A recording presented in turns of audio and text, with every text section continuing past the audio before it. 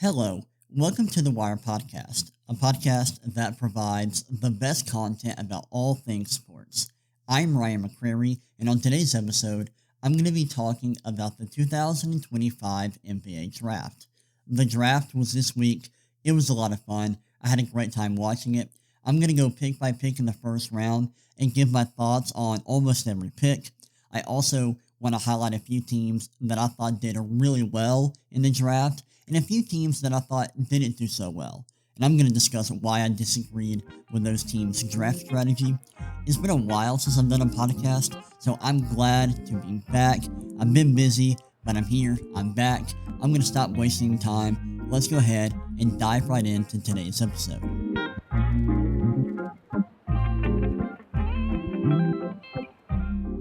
All right, let's get into today's episode. Before we get into the draft, I do want to shout out the Oklahoma City Thunder for winning the NBA championship. That was big for them. The NBA Finals this year was a lot of fun. Those games were awesome. It sucked seeing Tyrese Halliburton get hurt. That was really unfortunate, but I still really enjoyed the finals. It ended up being more competitive than I expected. I thought the Pacers looked amazing. You know, the run they went on in the playoffs was incredible. It was really, like, just phenomenal to see. Really cool story. But I'm glad to see the Thunder win a championship. I'm a big fan of Shai Gilgeous-Alexander, so the fact that he now has a championship is awesome. And what a season he had, and what a season the Thunder had. But we're not here today to talk about the finals. We're here today to talk about the NBA draft. And we're going to go ahead and get started by going pick by pick in the first round. I'm not going to give my thoughts on, like, every single little pick, but I do want to give my thoughts on most of these picks. Some of these players I don't know as much as other players, so some picks I'm not going to be able to talk about, but I did want to just go through pick by pick in the first round and just give my thoughts on the players. Let's go ahead and start with the number one overall pick. The Dallas Mavericks selected Cooper Flagg, wing from Duke. Nico Harrison, you are so freaking lucky. I can't believe that the Mavericks traded Luka Doncic this past season, and then they get bailed out by being able to draft Cooper Flagg. Very, very lucky. It's crazy that the Mavericks were even in this position, but they were. And Cooper Flagg is a tremendous prospect. In my opinion, he is arguably the best prospect I've seen. And I've only been, watching the draft seriously for a couple of years now, since like 2018, 2019. And Cooper Flagg is really special. He's got such a great all-around game. I think his profile is so clean. He really doesn't have a ton of weaknesses. I think you'd like to see him get, continue to improve shooting off the dribble. I think you would like to see his rim finishing get better, because his rim finishing this past season at Duke, what was a little underwhelming. I know, like, his field goal percentage at the rim was lower than you'd expect. But other than that, he has such a great profile. He's an awesome defender, really, really good scorer. Despite being just 18 years old, he can score on volume with good efficiency. He can shoot. He's a really solid shooter. He can score off the dribble. He did that a lot at Duke. He is one of the better big passers. And when I say big passers, I just mean, like, tall players who can pass. He's a wing, but despite being 6'7", he is one of the more skilled passers you're ever going to see. And I think he's probably the best playmaking wing that we've seen recently. I mean, he is just a ridiculous passer. So I think he has the potential to be an All-NBA player and one of the better players in the NBA on both sides of the floor. And he has legit high-end creator upside, which is absolutely insane. He's awesome. He was by far the best player in this draft. And yeah, love the pick. A+. Easy pick. And I think the sky is the limit for Cooper Flagg. And I think getting him really changes the future for the Mavericks. which was looking bleak after they traded Luka Doncic. Next up, number 2, the Spurs took Dylan Harper, guard from Rutgers. Really like this pick. Harper, I have some problems with this game. I don't love the shooting projection or his defense, but he is a really good passer, and he can put pressure on the rim at will. He generates rim or paint touches like no one else. Dude's a freak in that way. He's got a nice handle, and I think players who are really good passers and can generate rim attempts whenever they want are really valuable. And if the shot ever comes around, he's going to be a pretty good offensive player. Now, I think the floor is probably lower than some people would like to admit due to the shooting concerns, but he does have, some high upside on offense, and I think that the Spurs needed more players like him. And the fact that they now have him and De'Aaron Fox is huge. And I think both of those guys will succeed playing next to Victor Wembanyama. So I really like that pick for the Spurs. Next up, the 76ers took VJ Edgecombe out of Baylor. He's a wing/guard, really a shooting guard. Solid pick. This was expected. The 76ers were connected to Edgecombe for, they were connected to him a lot in the week leading up to the draft. And I think Edgecombe is a good prospect. Definitely a good prospect. But he does have more holes in his game than you'd like. His interior scoring is not great at the moment. He isn't a great shooting prospect. He is a pretty good a pretty solid passer. He does provide some playmaking, and his defensive activity is really good. He's an amazing rim protector for his position. He also is a really good rebounder for his position. So he does all the small things really well for a guard, and he was really impactful as a freshman at Baylor, which is good to see. However, I don't view him as like this clear-cut superstar like Cooper Flagg. He's not that tier of prospect, but I think he could thrive in a lower usage role, which he's going to have in Philly, playing next to guys like Tyrese Maxey, Joel Embiid, Paul George. So I think this is a good fit, and I do think he has the potential to be really good, but he may end up being more of like a Drew Holiday, Derek White archetype, rather than, a high-end creator who can handle a higher offensive load. That's kind of what I expect from Edgecombe, but I think his archetype of player is more valuable than some people might think. I think some people kind of underrate this archetype of guard that doesn't have, a ton of polish offensively at the moment, but does do the small things really well and is really good on defense while also being a pretty good athlete. Next up at number 4, the Hornets took Con Kniffel from Duke, wing. I love Kniffel. There are athletic concerns with him, but he is a great shooter, just an amazing shooter. He can score. He has legit playmaking upside, and I think that makes him a really good offensive prospect. He also has good size. Like, he's a bigger player. He's 6'7". It's not like he's smaller. He's got size, and so I think his offensive game is really impressive at the moment. He can also score at the rim, which is great to see. I think with him, you worry about the defense, and you worry about the athletic limitations, putting a cap on his offensive upside, and you do have to worry about whether or not he'll be able to generate rim attempts in the NBA, but I think his profile was just really good coming into the NBA, and he's worth the 4th overall pick, in my opinion. So I like the pick, and I thought it was a solid pick. I think he makes sense for that roster, playing next to LaMelo Ball and Brandon Miller. So I like the pick. I know some people didn't love it and thought it was a bit of a reach, but I think there's a lot to like about his profile. And so I thought it was a solid pick, personally. At number 5, the Jazz drafted Ace Bailey, wing from Rutgers. This is the first pick where I was like, yeah, I don't like it. Ace Bailey, I have a lot of thoughts about him. I think there are certainly reasons to be excited about his game and about his potential. However, I think he's really far away from being a good NBA player, and I don't think he should have gone pro.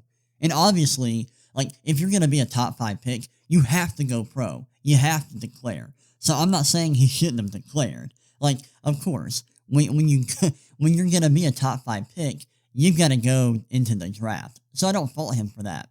I'm just saying, from a developmental standpoint, it probably would have been better for his development to go back to school for a year or two, work on some weaknesses in his game, and then go pro when he's a more polished prospect. Because right now, Ace Bailey is a high-volume scorer who takes a lot of contested mid-range pull-ups, and that has a huge effect on his scoring efficiency because he's not a very efficient scorer at the moment. He doesn't get to the rim as much as you'd like. He is a good athlete, but he's not this amazing outlier athlete, and I think his functional athleticism isn't that great. I don't think he plays like the athlete that he really is. He's a little bit smaller than expected. He came into the NBA draft combine and measured a little bit shorter than expected, which was disappointing. And I think like he hates passing. Like he never passes the ball. So his playmaking is really bad. I mean, if we're just being honest, like the playmaking it is non-existent with Ace Bailey, which is a huge issue. Now, I do think he is a very solid defender.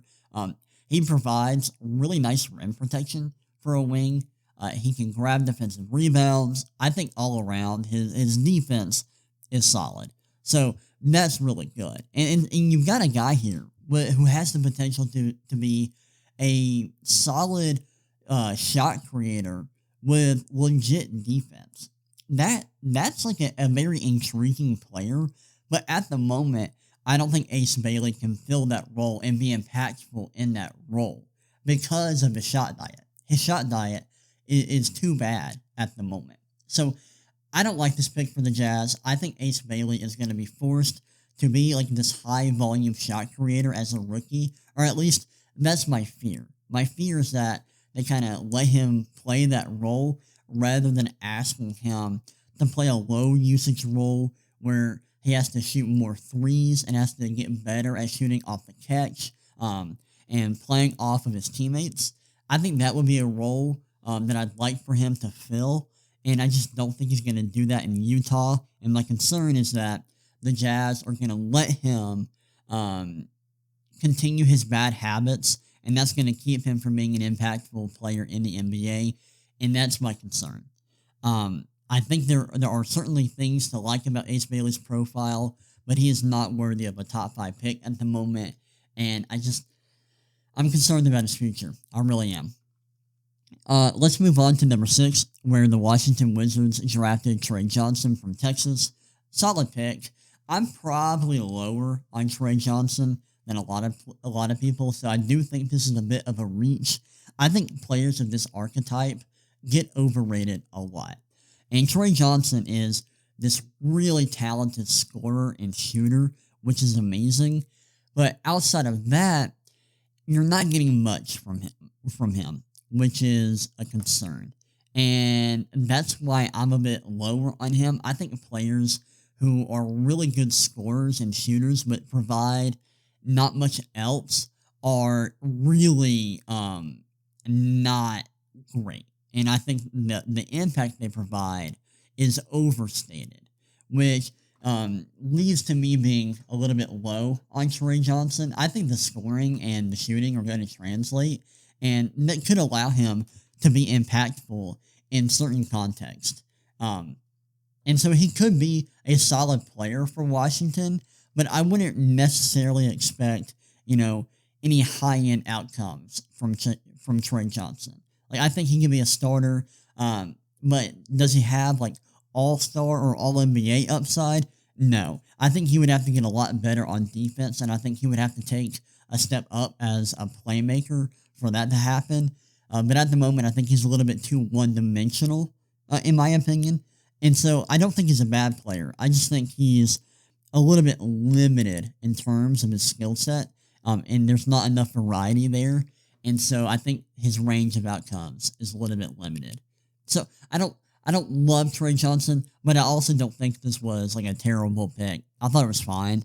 Maybe a little bit of a reach.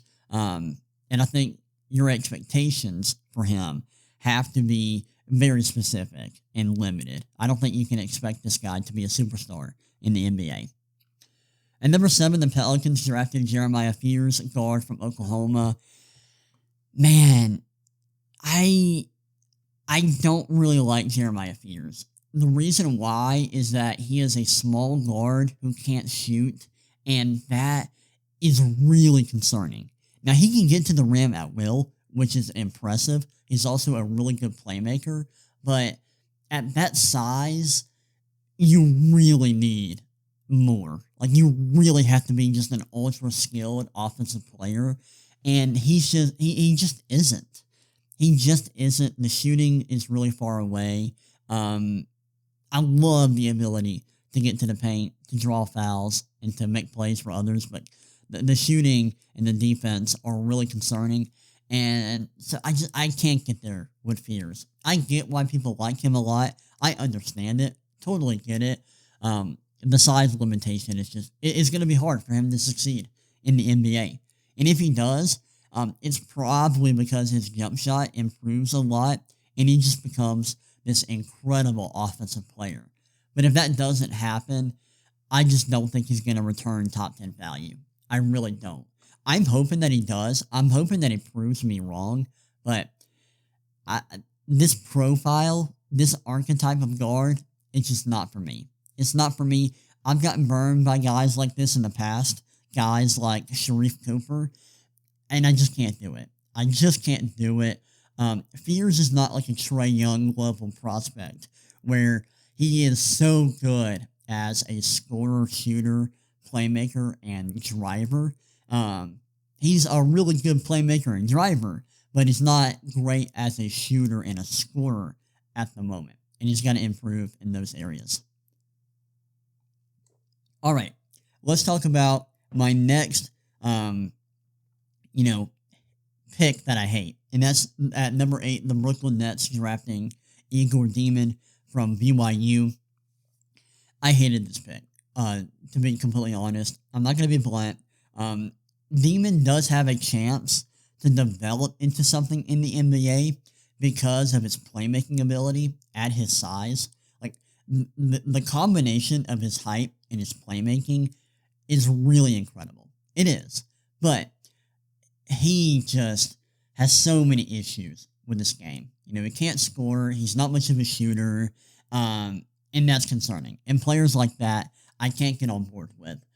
It's why I'm always low on guys of this archetype, guys like Josh Giddey. I just can't get on board with them. Hopefully he can develop into a good shooter. I know he shot a lot of threes at BYU, and I've seen some stats about his shooting tendencies that are kind of intriguing. I don't know what word I'm looking for. There's a specific word, but there were some stats that I'm like, oh, I look at them and I'm like, okay, like that's actually positive. That's good. I like to see that.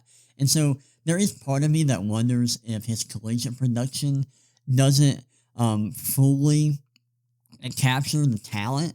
And so maybe there is the potential that he develops into a nice offensive player in the NBA with, some defensive upside in terms of generating steals. But for right now, I'm a bit lower on him, and I viewed him more as like a late first round type of player.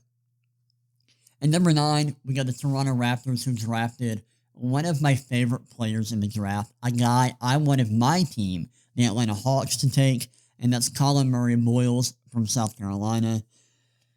What can I say about CMB? dude's a monster. I know people are worried about his size and the lack of shooting, but everything else about his profile is great. He's an awesome defender who provides a lot of versatility on that end of the floor. He's an amazing passer for his position. Really good all around player. He can grab defensive rebounds. He is a good scorer. In college, he could score really efficiently around the basket. He's got nice touch there. Even if he never shoots the ball well, I don't think that matters. He's just a really talented all-around player, and I love him a lot. I think he is an excellent player, and honestly, I would have taken him above the four players taken above him. That's Ace Bailey, Trey Johnson, Jeremiah Fears, and Igor Demon. I would have taken him over all of them. And honestly, I probably would have taken him, or I would have definitely at least considered taking him over Knipple and Edgecombe. I really would have. And I would have considered taking him at number 2 for the Spurs. And that's how high I view Colin Murray-Boyles. I think he's special. He's a weird player because of his size, because he is small at 6'7", for his position. And that kind of limits where you can play him and what context he fits in, which stinks. But he is just supremely talented, and he's a young player. He's 20 years old, I believe, as a sophomore, which is good. So, he was awesome at South Carolina for 2 seasons, and I think he is just really talented and skilled on both ends of the floor. I love this pick for Toronto. I don't know exactly how he fits with that team, but the talent is awesome at number 9. At number 10, we got the Houston Rockets drafting Kaman Malik from Duke. This pick was actually traded to the Suns in the Kevin Durant trade. That trade was wild, by the way. Crazy. I love this pick for the Suns. Malik, it fills my favorite type of prospect. And it's my favorite because it is so underrated. That doesn't mean that it's the best archetype, but I love this archetype of big who, in these type of bigs that I'm referring to are these big men that are just amazing scoring around the basket. They got good touch around the rim. They put the ball in the basket at will when they're in the paint, and they also are really good rebounders. They do the dirty work. They do the small things well, grabbing offensive rebounds, crashing the glass on defense, things like that. And he does provide a little bit of rim protection. I think his defense needs some work. It's not like he's this top-tier rim protector. If he was, he would deserve to go a lot higher than this. And I think he would be probably the second best prospect in the draft. But he isn't an elite rim protector at the moment. And his defensive activity is lower than you'd like for a guy his size. But the combination of his height, his wingspan, his rim finishing, his free throw percentage, like his shooting touch indicators, and his defensive rebounding is really impressive. And I think he has a high likelihood of being a quality starter in the NBA. In fact, I have a statistical NBA draft model, which kind of evaluates prospects coming into the NBA based on their pre-NBA stats for college prospects. That includes their career stats.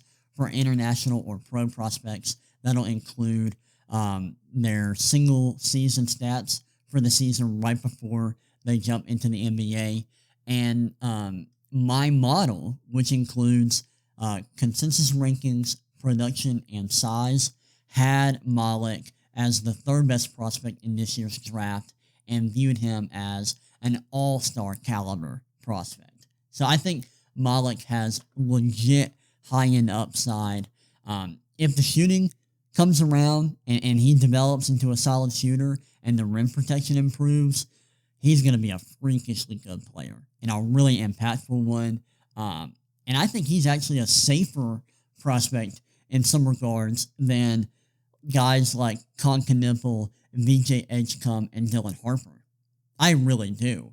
And I know some people are going to scoff at that, but like this type of big man prospect is really valuable, and people sleep on it every year. That's why Derek Lively was underrated and underdrafted. It's why Zach Edey was underrated and underdrafted. This happens all the time, yet people never adjust. I don't know when people are gonna wake up and realize that bigs like this are so valuable in the NBA. They are, and people need to realize that. It's been too long. Wake up. People need to be woke and finally realize that big men like this are awesome and should be drafted really high. All right, let's move on. Let me stop ranting. And let's move on to number 11, where the Portland Trail Blazers drafted Cedric Coward, a wing from Washington State. This pick was actually traded to the Memphis Grizzlies. So the Grizzlies traded up to get Coward, traded up from 16 to 11 to get the wing from Washington State. I actually really like Coward. Coward has like this really intriguing profile where he's like the super efficient scorer, can shoot the ball really well, provides a lot of really like high level skill as a scorer.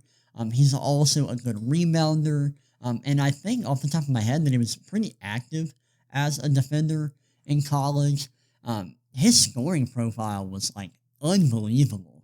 Like when I first started looking at his stats, I was like, who is this guy? He was really impressive at Washington State. You do have to worry about his age because he is a bit of an older player. And you do have to worry about the fact that he was playing at like a lower level school, not a Power 5 school. But still, I think he is a really talented player. He's got great size. He's got great length. He can score at a very high level. He scores with really impressive efficiency, and he can shoot. And he can rebound well for a wing. That's awesome. I think he's got the potential to be a really solid player in the NBA. In the Grizzlies, off the top of my head, I don't know if they had to trade too much to get Coward. I'm trying to remember if they had to trade a first-round pick to get up there. I know they had a pick swap in the first round, and then I think they traded some picks, like some second-round picks. The trade up was interesting to me. I don't know if I would have done that, but I think he fits well with the Grizzlies roster, and so I'm really interested to watch Coward play for Memphis. All right. Next up, we got the Chicago Bulls, who drafted Noah Asingwe from Ratio Farm Ulm. He was playing in France. Man, this is a great pick for Chicago. Really love this pick for them. Noah Asingwe is just this really talented player. This kind of jumbo wing / power forward who was a really talented scorer playing overseas. He's really good at putting the ball in the basket, around the rim in the paint, which is good to see. Super good athlete. He is just really pretty polished for his age. I think he needs to develop a bit as a playmaker. And he isn't like a top tier defender at the moment, but his profile at his age playing in a professional league was really nice, and pretty clean. My model viewed him as, a starter, and a really nice prospect. Viewed him as a top 10 prospect. So not like an all-star or anything like that, but I do view him as being a long-term starter in the NBA, and I thought this was just a really nice pick for the Bulls at number 12. All right. Now I get to talk about the Atlanta Hawks a little bit. So at number 13, the Atlanta Hawks, they traded this pick to the New Orleans Pelicans. And the Pelicans moved up to get Derek Queen, a center from Maryland, a guy who I had heard they were interested in possibly taking at number 7. So the Pelicans traded up to 13 to get Derek Queen. And cool, you're thinking nice. The Pelicans got Derek Queen. They got their guy. They got a guy who's just a really talented offensive player at the center position with a really cool statistical profile defensively. Like he's this great defensive rebounder. He's solid at generating steals for a big man. He is really active on that end of the floor, and he can score off the dribble. He does have some creation equity, which is good to see. However, Joe Dumars, the Pelicans GM, made the horrific decision to trade a 2026 first-round pick to the Hawks, which is unprotected, and it is going to be whichever of their picks is better, their own pick or the Bucks' first-round pick. And, oh my gosh, that is an awful trade for the Pelicans. As a Hawks fan myself, when I saw this trade, I was like, or when I saw that we traded the pick and traded back, I was like, okay, cool, sweet. I actually really like that. I wonder what we got. And then I saw that we got an unprotected first-round pick in 2026, and I was dancing. I was like, let's freaking go. We're cooking right now. Like, this is an amazing trade for us. Hold up. I gotta get some sound effects in here. Hold up. Let's go. I love this trade for the Hawks. I think this is a home run trade that really changes the future for the franchise. And I think this is a horrific trade for the Pelicans. I like Derek Queen. Derek Queen is a good player, but to trade a future unprotected first-round pick, which could easily be a top 5 or top 10 pick, just to jump up 10 spots to get Queen is stupid. Like, that is a horrific trade. And there's a non-zero chance that this pick is a top 3 pick. Seriously. Like, let's say the Pelicans are struggling next season, and then they trade Zion at the trade deadline. Are you telling me there's no shot this pick isn't really high for Atlanta? Like, I'm serious. This could be a devastating trade for the Pelicans. And if you're the Hawks, you've got to be ecstatic. You now have 2 first-round picks in the best draft in a long time, and you now have the potential to have a really high pick in that draft if things go well for you and if the Pelicans struggle next season. This was a great trade for the Hawks, and I don't know what Joe Dumars is doing. This was a horrible trade for New Orleans. I know Pelicans fans are going to cope and say, well, we've got our guy. Good for you, man. I'm glad that you got your guy that everyone passed over and took, like, 2 centers above. Like, cool. Good for you, man. Nice job. Yeah, this was a terrible trade for New Orleans. As you can tell, I hate it. Thought it was awful. And I really don't know what Joe Dumars is doing. He is not cooking. In fact, he is getting cooked. He's getting cooked. All right, let's move on and talk about the 14th pick. That is the Spurs getting Carter Bryant, wing from Arizona. Man, like, look at the Spurs, man. Look at them. They're doing such good things.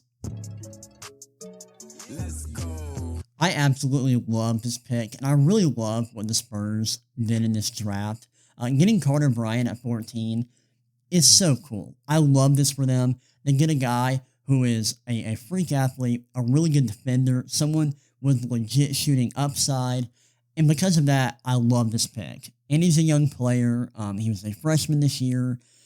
Like, the fact that they are able to fit a guy like him next to Wembanyama and De'Aaron Fox and Dylan Harper and Stephon Castle is huge. I think he's going to fit in seamlessly next to those guys, and they desperately needed someone like him. If he develops into a high-level shooter and defender, this is going to look like a home run pick, and he is probably worth a higher pick than the 14th pick. So I really like this for the Spurs. All right, in the second half of this first round, I'm going to kind of speed through it and kind of get through it, or try to get through it faster, but there were a few picks I wanted to highlight quickly. Number 15, the Thunder getting Thomas Sorber, a big from Georgetown, is incredible. I think he's going to be an amazing backup big for them. I don't know how much he's going to play with Chet Holmgren and why am I forgetting their other big? Oh my gosh. Am I really doing this right now? Am I stupid? Let me pull up the depth chart. Why am I forgetting his name? I am so stupid. Can I find it real quick? Come on. Isaiah Hartenstein. Jeez. Yeah, I don't know how much Sorber's going to play since the Thunder already have Holmgren and Hartenstein, but he is such a great defender. Provides a lot of versatility on that end of the floor. My model had him ranked 9th in this class, and so I think this is a great pick. Home run, great value for a team who just won the championship, and picks like this are why teams like the Thunder continue to be elite. This is a great pick. I love it. At number 16, we had the Grizzlies, who traded this pick to the Trailblazers, and the Trailblazers took Yang Hansen, center from China. This was a wild pick. I could not believe that Hansen went this high in the draft, but I kind of love it. I kind of really like it. This is a reach. I mean, Hansen, there was a chance that Hansen was going to be available in the second round, so it is a reach technically. But Hansen gang, Yang gang, stand up. Yang fan club, stand up. Our time is here. Our boy went top 20. I'm a huge fan of Hansen. I think he is a super talented and super underrated player.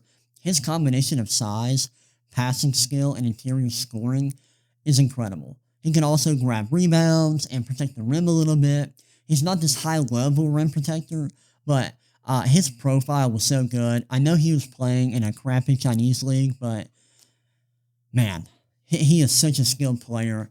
I'm really interested to see how much he's going to play since the Trailblazers already have Donovan Clingan, but man, I love him. Yang gang, stand up. Let's go. Let's see. Number 18, the Wizards traded this pick to the Jazz and got Walter Clayton Jr., guard from Florida. Man, I really like this pick. Clayton is a really talented scorer and shooter. This archetype of player is really good to get in the back half of the first round. He was an impactful player at Florida. I worry about his ability to get to the rim, and he's not a great defender. He also isn't an amazing playmaker. Like, he's a solid passer, but not a great one for a guard, and so that worries me.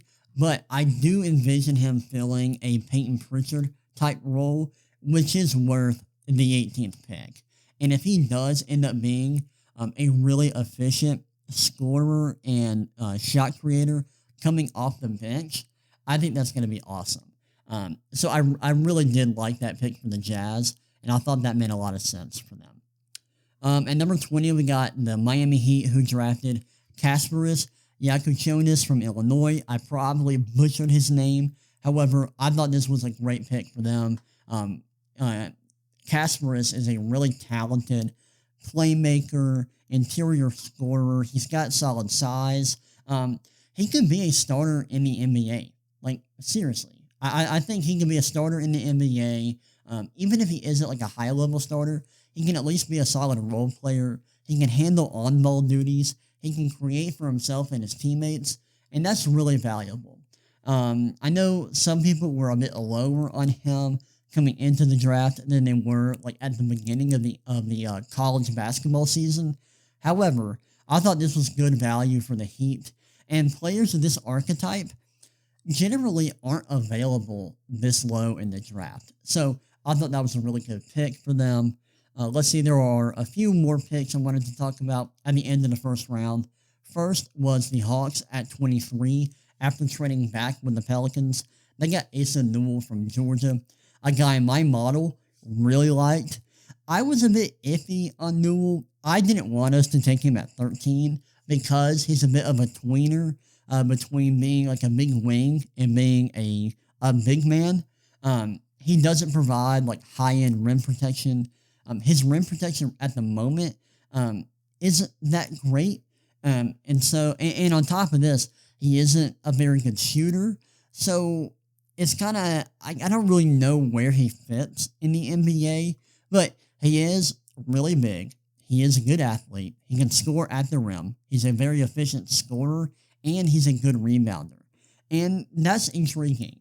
And so I think adding him to our front court was good. And the fact that the Hawks traded back and got him is good. I'm not absolutely in love with Newell as a prospect. However, I think he does make sense for the Hawks. And I think playing alongside Trae Young will maximize his strengths. And so I think he does make sense for us. And the value of trading back, getting an unprotected first next year, and drafting Asa Newell was really good. The Hawks absolutely killed it in the draft. I love what they did. All right. There are two more picks I want to talk about from the first round. That's the Sacramento Kings at number 24. They traded with the Thunder to get this pick. They got Nick Clifford from Colorado State, who last season had a really strong season. His entire collegiate career was, a little bit not special, merely good. And so if you look at his career and his entire body of work, I think you'll be a little bit lower on him as a prospect, like me. However, what he did last season at Colorado State was really impressive. And there's a chance that he's this do-it-all wing with, a really strong all-around skill set. And I'm not surprised that a team like the Kings, who are very analytical, went after a guy like Clifford. It's very on brand for them. And I am interested to see if Clifford becomes, a legit rotational player for them. All right. Lastly, the last pick I want to talk about from the first round was the Orlando Magic taking Michigan State guard Chase Richardson. Man, Orlando, let's go. Let's go.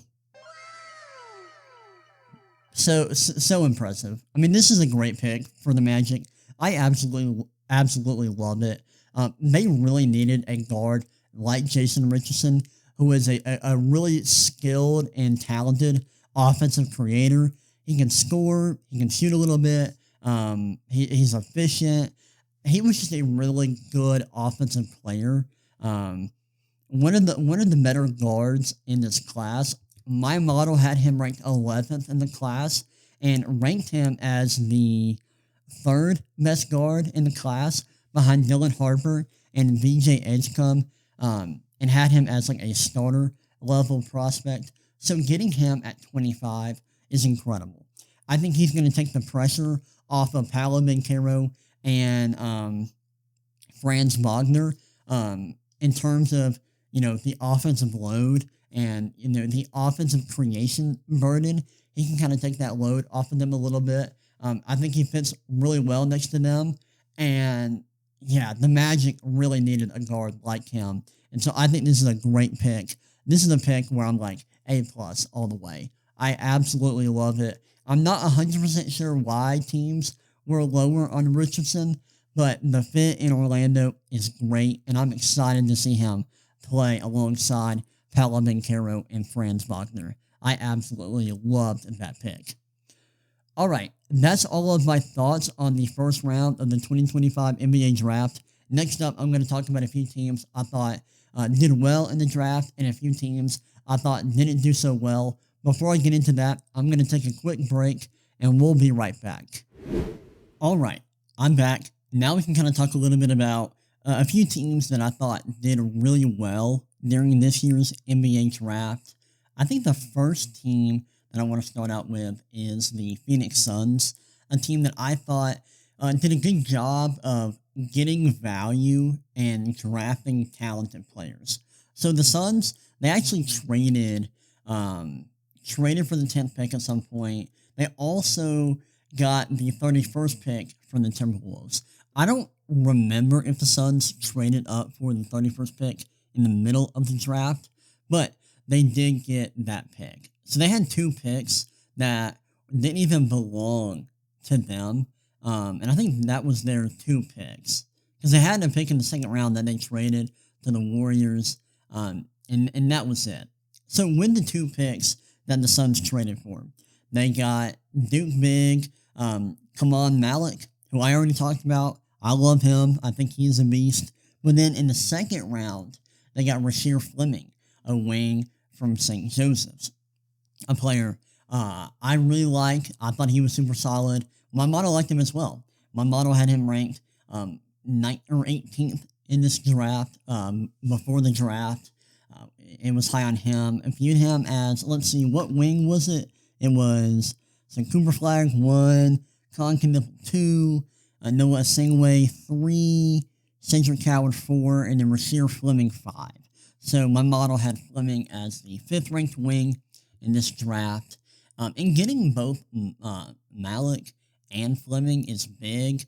My model views both of them as being, at minimum, role players in the NBA, with Malik having all-star upside, which is huge. And most of these picks didn't even belong to the Suns at one point.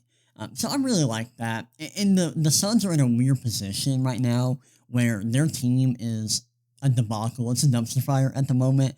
And they really need as much young, cheap talent as they can possibly get. And I think they did a good job of getting that in this year's draft. And I thought this was a good draft for their future. If you're a Suns fan, you've got to be thinking, okay, we did good in the draft. Even if these players don't work out, the process was good. So I wanted to shout them out real quick. And I liked their draft haul. Next up, I wanted to highlight the Hornets a little bit. I really liked their draft strategy. I thought it was pretty good. So they ended up drafting Con Kniffel from Duke at number 4. Then at the end of the first round, they drafted Liam McNeely, wing from Connecticut. They traded up with the Suns to get him. And then in the second round, they drafted at number 34 Ryan Kalkbrenner. And then right before that, at number 33, they drafted Zion James from Duke. That's a pretty solid class, and I really like the vision of this draft. They got a lot of players who are versatile, who really fit well in a variety of different contexts. The Ryan Kalkbrenner pick at 34 is amazing. One of the better value picks in this draft, in my opinion, because Kalkbrenner is so good at scoring around the basket. He has legit shooting ability and serious shooting upside. He also is a really good defender. He's a guy that had no business going outside of the first round. He really didn't. And so the fact that the Hornets got him at 34 is huge. I think he's going to play a lot year one, especially with the Hornets trading Mark Williams to the Suns. They now have Yusuf Nurkic as their starting center, and after that, it's wide open. So I think Kalkbrenner is going to play a lot as a rookie. I think he has a chance to be really impactful his first season, and I love the fit. Zion James also. I don't know a ton about James as a prospect, but overall, I just really like this class for the Hornets, and I think all of these players fit well with their current roster. I think the hope with McNeely is that someday he can be a nice floor spacer, maybe but he was kind of an underwhelming prospect. But with this draft class, I really loved the Kniffel and the Kalkbrenner picks, and I think overall this is a really solid class. Also a very white class. At one point I texted my stepdad and I was like, wow, the Hornets are putting together the whitest draft class we have ever seen. So I thought that was funny. Yeah, shout out to the Hornets. Solid class for them. I also wanted to shout out the 76ers for getting VJ Edgecombe, and then in the second round, drafting Janai Broome. That's a really solid class. I know Broome has some issues. He's not a very good athlete. In fact, he's an awful athlete, if we're being real. If we're just going to keep it 100, he is a horrible athlete. But he's got a really strong combination of skills. He's really good scoring around the basket. He's a great rebounder, really good defender. Got a lot of the same strengths as Ryan Kalkbrenner. He's just smaller, and not as good of a shooter. So he's worse than Kalkbrenner, in my opinion, in a lot of ways. But he's a really good player, and I think he could play year one. Like if Joel Embiid gets hurt, I think he's going to be in the mix with all of their frontcourt players to get playing time. And I like him a lot. I think he's a good player. He can pass a little bit. He's a good college player who maybe doesn't have the physical tools to be a starter in the NBA. Maybe not a long-term starter, but I think he can be a role player and can be a good one at that. So I really liked those picks. Let's see. The only other team that I thought won the draft was the Atlanta Hawks with everything they did. And I talked about them a lot, so I don't want to, rehash everything I said about the Hawks. But for the Hawks, this was a masterclass in winning the draft.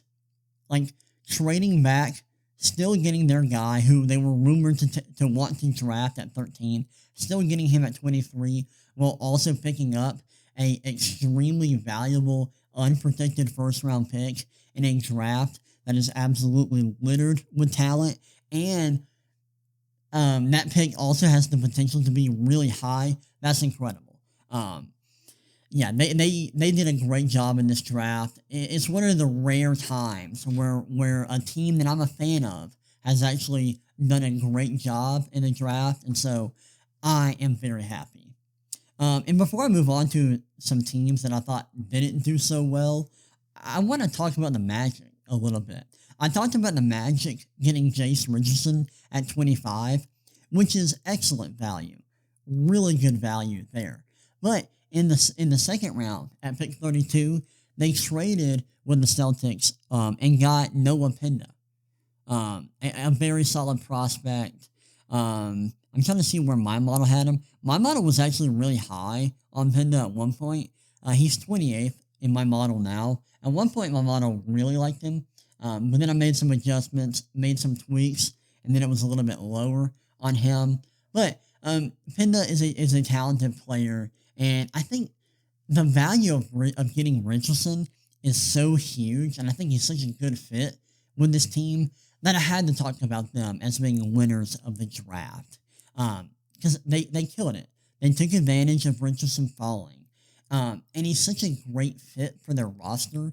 And he really solved some of their problems that I just had to mention it. I had to mention it. Big get for them. That's huge. And yeah, so those were a few teams I wanted to highlight as winners of the draft. Next, I'm going to talk about a few teams that I thought, were quote-unquote losers of the draft and didn't do so well. But before that, I'm going to take another quick break, and I'll be back to close out this episode of the podcast. Okay, let's finish out the podcast by talking about a few teams who I thought didn't do so well in the 2025 NBA draft. A few teams you can call quote-unquote losers of this year's draft. And let's start out with the team that everyone clowned on, and that is the Brooklyn Nets. Nets fans, time to turn away. It's time to hit pause and take a break from the pod, because this is not going to go well. It's going to be bad. It's going to be rough, but we're going to get through it. It's going to be okay. It's going to be fine. But I have to roast your team because they did a terrible job in the draft. So at number 8, the Nets drafted Igor Demon, which was a reach. It was a reach. And I saw Nets fans losing their mind on Twitter when the Nets took Demon at 8. They didn't love the pick, and you can tell that it was kind of going in this direction when Jeremiah Fears got picked at 7, or when Trey Johnson went off the board at 6 and Jeremiah Fears went off the board at 7. I think Nets fans were like, uh-oh, there's a chance we take Demon, and then that happened. Then later in the first round, the Nets had 5 picks in this draft, all in the first round. They didn't trade any of them, shockingly. They made every single one, and almost all of them were absolutely terrible. So their next pick was at, let's see, I'm trying to find where the next pick was. So I think it was at 19, where they took Nolan Traore, who's another guard, like Beeman. Really good passer, amazing passer. The rest of his profile is kind of incomplete. Then at number 22, this was a pick that originally belonged to the Hawks, but now belongs to the Nets. And that with that pick, the Nets took Drake Powell. Not a great value pick there, taking Powell. At least they didn't take a guard here, but Powell, not a great prospect. Then at number 26, the Nets took Ben Seraph, who I think was another guard. And then they took, at 27, right after that, they took Danny Wolf from Michigan, who is technically like a big wing, maybe a big, but is also like kind of a guard. Like he's like a point guard, the most point guard of any big wing you can think of. So the Nets kept taking guards, and it was a weird draft for them. Now, their identity and their vision was very clear. They wanted to get a lot of really good passers in this draft. At least that's what I think based on the players they took. A lot of them are really talented playmakers. But it was just a lot of bad value picks. Taking 3 guards just doesn't really make a ton of sense. And so all of that was it was weird. A really weird draft for the Nets. And the fact that they didn't trade any of the picks was really surprising. That was really surprising. Also, I saw so many hilarious jokes about them taking Ben Seraph and then Danny Wolf, because I'm pretty sure Ben Seraph is from Israel, and like Danny Wolf is Jewish, and some people are saying this is like the most Jewish draft class of all time. Then I saw a meme where someone, or maybe it was just a tweet, where someone said the Nets next year should trade for Zion Williamson, and go all in on Zionism. It was incredible. Amazing jokes. Sorry, Nets fans, but we got to get some jokes off on this podcast. Not a great draft for the Brooklyn Nets, and I think all Nets fans would admit that. Next up, I want to talk about, which team do I want to talk about? I don't know if there were many teams that just had a really bad draft. There really weren't that many. I mean, the Clippers took Yannick Konan, Nieder Hauser from Penn State in the first round. Like, that's not a great pick. Don't love that. Not a great pick there. There is one team that I didn't talk about in terms of, being a winner, and that was the Spurs. I talked about them at the beginning of the podcast, but them getting Dylan Harper and Carter Bryant in the lottery was big. Really nice picks there. I loved their draft class. The Jazz draft class, I didn't really love. I didn't love what they did there. Like the Ace Bailey pick, I really didn't like at number 5. I kind of hated that pick. Walter Clayton is a good pick at 18, but they also gave up a lot of second-round picks to get him. And I am someone who does think that second-round picks are valuable. It's not a ton to give up to get him. And it sounds like the Heat were definitely going to get Walter Clayton Jr. if the Jazz didn't trade up. So I get it, but I just think in terms of value, the Jazz could have done a better job in the draft. So I didn't really love their class. So there's probably another team that I would say didn't do a great job. And then, of course, the Pelicans were, like, the biggest losers. I mean, of course, the Nets had, like, a really weird draft class that was terrible value at most of their picks, other than, like, the Danny Wolf pick. But, my goodness, the Pelicans, what are you doing? What are you doing? Like, a week ago, they could have had both the Pacers' first-round pick and their own pick, and now they don't have either. And both of those picks could be really valuable. And like they traded the Pacers 2026 first round pick back to the Pacers, towards the end of June, and then they made this horrible draft night trade. So now their future is looking rough, and their team isn't even that good. They're kind of like an average team. So, yeah, I don't know what they're doing. I thought they were major losers in the draft, like everyone else. Like, everyone agrees that they really struggled in the draft. But yeah, those were a few teams that I thought did poorly in the draft. I thought there were a lot more teams that just, in general, killed it in the draft and did really well. So there weren't a lot of teams that I thought deserved to get clowned on. But yeah, those are my thoughts on this year's draft. We're going to close this out in just a second. But yeah, those are my thoughts on the 2025 NBA draft. Thank you for watching today's episode of the podcast. I hope you enjoyed this episode. It was a lot of fun talking about the draft and watching it this week. Hope y'all enjoyed it. If you're watching this on YouTube, please like and subscribe. And if you're listening to this on any platform where you listen to podcasts, whether that be Spotify, Apple Podcast, whatever, please leave a 5-star review. That would help me out a lot. And if you want to follow me on social media, you can follow me on Twitter at the Ryan McCrary. That's VRYANMCCRARY. You can also follow The Wire on any social media platform. It's typically going to be The Wire. It might be _Wire or The Wire Sports. You can follow me there on Instagram, Twitter, TikTok, YouTube, all those platforms. But that's it for today's episode. Hope you all enjoyed it, and I will see y'all next time. God bless.